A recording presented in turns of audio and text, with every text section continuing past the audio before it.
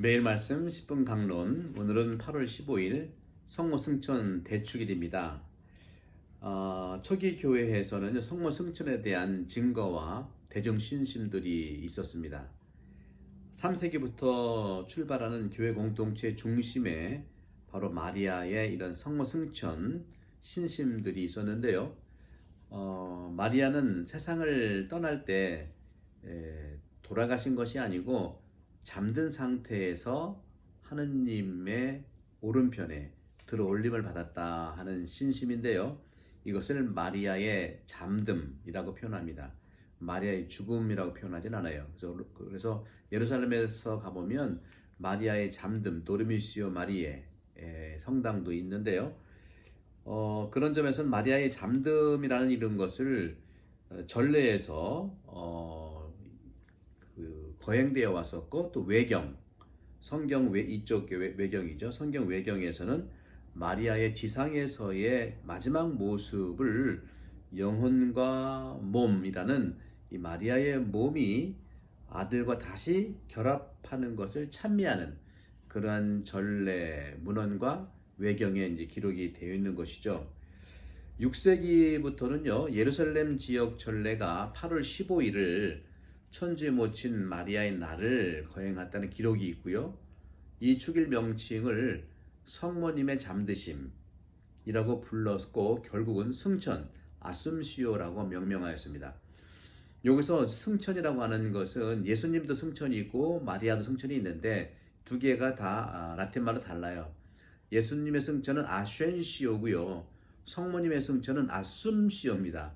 뭐 좀 차이가 어떤지 여러분들은 어려우시겠지만 아셴시오는요 스스로 올라간 거예요. 그런데 성모님의 아숨시오는 불려서 올라간 거라는 거죠.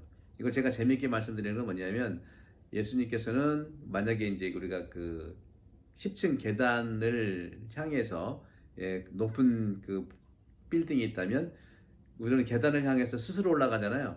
그런 것처럼 스스로 올라가는 것은 아셴시오 예수님이고 성모님은 들어올림을 받은 거니까 소위 얘기해서 엘리베이터를 타고 들어올려서 가셨다. 이렇게 표현을 좀 재밌게 해봅니다.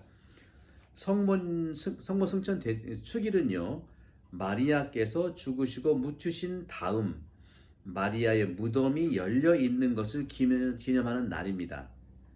8월 22일 이집트의 꼽투 동방교회에서 특별히 장엄하게 항상 거행합니다. 그래서 교회는 그때를 중심에 두고 단식도 이렇게 이루어지곤 했었습니다. 그런데 서방교회에서는요, 이런 그 마리아의 잠든 성모 승천의 이런 신심이 퍼졌고 또 불확실하게 이런 믿을교리를 받아들이는 것은 좀 불분명했지만 교황 세르지오 1세 687년에 701년에 이제 즉위하셨죠. 교황 세르지오 1세께서는 이 축일을 서방교회의 축일표에 포함시켰어요. 그러니까 7, 8세기부터 이 성모 승천이라고 하는 것은 우리가 거행해 왔다는 것이죠. 그러다가 18세기부터 시작한 마리아 잠듦, 도르미시오 마리아죠. 마리아의 잠듦이라고 하는 이런 신앙 교리가 마리아 승천 교리로 정의되면서 오늘날까지 이르게 됩니다. 성모 마리아의 이런 영혼과 육신이 모두 하늘에 올림을 받았다는 것은 신앙의 확신인데요. 이러한 믿음의 확신은 중세 때에도 그리 큰 논란의 대상은 되지 않았었습니다. 성모님에 대한 무염시태 교의가 1854년 교황 비오 9세에 의해 선포됐는데 이 성모님의 무염시태 교의가 성모 승천도 믿을 교리로 선포되기를 바랐다는 점에서 연결점은 있습니다. 동방교회에서는요, 이런 서방교회의 인간적인 그런 차원의 범위와 함께 신학적으로는 이것이 규명되지는 않았지만 성모몽, 다시 말하면 마리아의 잠듦, 성모몽 잠듦에 대한 예절은 늘 거행해 왔었습니다. 이 마리아의 이런 신앙교의, 성모 승천뿐만 아니라 이제 네 가지 마리아의 교회가 있었죠. 처음에는 하느님의 어머니 교리, 그것은 431년에 에베소 공의에서 선포됐습니다. 그리고 마리아의 평생 동정이신 이 평생 동정성, 553년에 콘스탄티노플 3차 공의회에서 선언됐고요. 다음에 무염시대 교리는 1854년 비오 교황 9세께서 선포했고요. 성모 승천 대축일 오늘의 이 신앙 교리는 비오 12세께서 1950년에 선포한 믿을 교리 4가지입니다. 이렇게 마리아의 신앙 교리는 대중신심이 성장하는 그러한 기다란 오래된 물결 안에서 발전되어 왔어요. 한꺼번에 1854년에 무염시대도 교황님이 한번 해볼까 해서 그런 것이 아니라는 것이죠. 성모 승천도 마찬가지입니다. 교황 비오 12세께서 그냥 해볼까 해서 되는 게 아닙니다.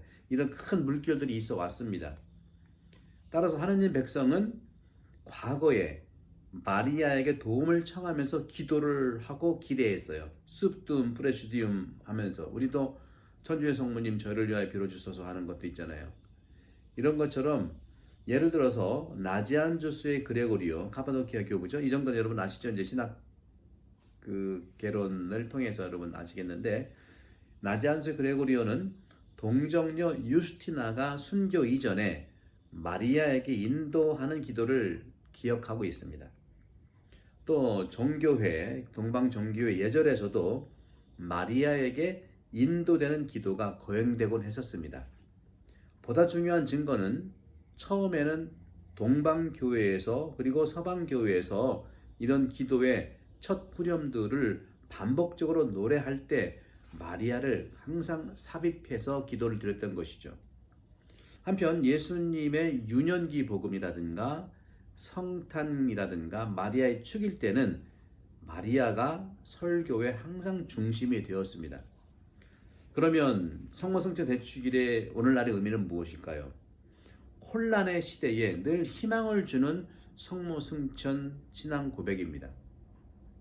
마리아는 원죄에 물들지 않았기 때문에 하늘에 올림을 받았습니다. 이것은 반종교개혁 시대에 이러한 논거가 형성되었습니다. 1차 바티칸 공의회 1869년부터 1870년 한 2년 정도 1차 바티칸 공의회가 열렸는데, 이 공의회 전후로 신학적 관점이 다른 데로 쏠렸어요. 왜냐하면 두 차례나 세계대전이 발발했기 때문입니다. 교황 비오 12세는 회칙 지극히 자애로우신 하느님을 1950년 11월 1일에 선포했어요. 원죄 없이 탄생하시고 평생 동정이신 하느님의 어머니 마리아께서 지상 생활을 마치고 육신과 영혼이 하늘의 영광에로 들어올려졌다. 덴지교시 매주 3903항입니다. 가톨릭 교회는요, 두 번에 걸친 세계대전, 그렇죠, 1차, 2차 세계대전으로 인간성의 상실과 또 전쟁으로 인한 절망을 맛보고 있는 이 세상 사람들에게 성모승천 교회를 선포함으로써 폐허 속에서 일어설 수 있는 희망, 다시 말하면 그리스도의 십자가를 통한 부활의 희망을 성모님 승천으로 제시한 겁니다. 1953년 마리아 성년을 선포하면서 교황청 마리아 기간 아카데미 학부 마리아룸도 생겼습니다. 제2차 바티칸 공의회는요, 이 마리아론을 성서학이라든가 교부학을 바탕으로 해서 바르게 정립해 나갔어요. 그리스도론, 구원론, 교회론과 연관하여 무염시태 교리 1854년에 발표된 거죠. 또 성모승천 교의 1950년에 발표된 거죠.